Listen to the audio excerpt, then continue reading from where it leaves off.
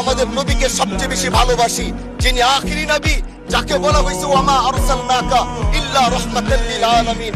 আমরা বারবার দেখছি কিছুদিন পর পর কারা যেন কিভাবে এসে আল্লাহ নবীর শানে কটূক্তি করে, নবীকে নিয়ে অশ্লীল ভাষায় গালিগালাজ করে, নবীর শানে কটূক্তি করে। এই আন্দোলন, এই সংগ্রাম করতে গিয়ে আপনিও মানুষ স্পিকার দেখেছেন, রাস্তাঘাটে আন্দোলন করতে গিয়ে কত মানুষ মৃত্যুবরণ করেছে। যদি একবার বাংলাদেশের আইনে, কারণ মুসলমান যদি আমাদের বাংলাদেশের পার্সেন্টেজ অনুযায়ী আমাদের অবশ্যই মুসলমানদের সংখ্যা এই দেশে অনেক বেশি। আমরা তো অন্য কিছু চাচ্ছি না। এই দেশের মানুষ নামাজ না পড়লেও যদি কেউ নবীকে কটূক্তি করে তার কলিজা ছিঁড়ে যায়, সে রাজপথে নেমে যায়।